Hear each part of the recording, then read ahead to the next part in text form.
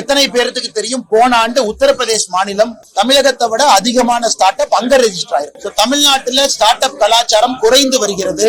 புதிதாக நிறுவனங்கள் ஆரம்பிக்க மக்கள் தயங்குறாங்க. சென்னை போன்ற பெருநகரத்தில் எல்லாம் யூனிகார்ன் வராம இருக்கு, கம்மியா தான் இருக்கு. ஒரு பெங்களூர், புனே, நொய்டா இதெல்லாம் பார்க்கும் பொழுது $1 பில்லியன் வேல்யூவேஷன் இருக்கக்கூடிய புதிய நிறுவனங்கள் தமிழகத்துல ரொம்ப குறைவா இருக்கு. இதையெல்லாம் மாநில அரசு கவனம் கொடுக்கணும். இன்னைக்கு நம்முடைய பிரதமர் அவர்கள் 26, 27ஆம் தேதி தூத்துக்குடி விமான நிலையத்தையும் திறந்து வைக்கிறாங்க. அரியலூர்ல கங்கை கொண்ட சோழபுரத்துக்கு வர்றாங்க, தூத்துக்குடி விமான நிலையத்தையும் திறந்து வைக்கிறாங்க. அது தமிழகத்தினுடைய 6வது விமான நிலையம், இரவு வசதியோடு இருக்கு. ஆனா உத்தரப்பிரதேசத்துல இன்னைக்கு 11 விமான நிலையம் இருக்கு. இந்தியாவில் இருக்கக்கூடிய மற்ற மாநிலங்களுடைய வளர்ச்சி வேகமா இருக்கு. ஹரியானாவுடைய பெர் கேபிட்டா ஜிஎஸ்டி தமிழகத்தினுடைய பெர் கேபிட்டா ஜிஎஸ்டி விட ஹரியானா முன்னாடி இருக்கு. அதனால் தமிழகத்தை பொறுத்தவரை வளர்ச்சி பாதையில வரணும். தமிழகத்தை பொறுத்தவரை நிலைய இளைஞர்களை தொழில்துறைக்கு கொண்டு வரணும்.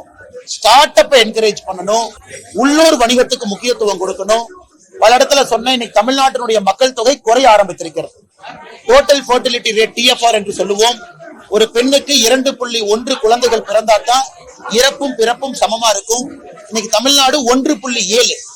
இந்தியாவில் 3 மாநிலங்களுடைய மக்கள் தொகை குறைய ஆரம்பித்திருக்கிறது. அது தமிழ்நாடும் ஒன்று.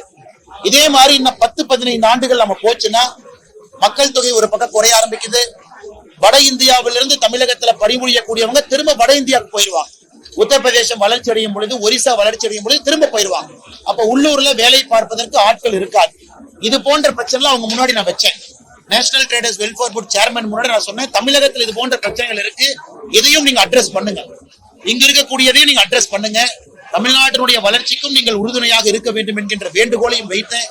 ஏன்னா தமிழ்நாட்டில் ஸ்டேட் ட்ரேடர்ஸ் வெல்ஃபேர் போர்டினுடைய தலைவராக இருக்கக்கூடிய முதலமைச்சர் ஐயா ஸ்டாலின் அவர்கள் அக்கறையோடு இதுல பங்கேற்கணும். அவங்க மத்திய அரசை பயன்படுத்தணும். இவங்க national traders welfare board chairman, தமிழகத்தினுடைய முதலமைச்சர் இங்க சேர்மனா இருக்கிறாங்க. அவர்களும் முறைப்படி தமிழகம் இன்னும் முன்னாடி போறதுக்கு முயற்சி இருக்கிறாங்க. இன்னைக்கு நம்பர்ஸ் பாத்தீங்கன்னா தமிழ்நாடு பின்னோக்கி செல்ல ஆரம்பித்திருக்கிறது. இதை யாரும் மறுக்க மாட்டார்கள். அந்த கருத்தையும் முன்னாடி வச்சிருக்கோம்.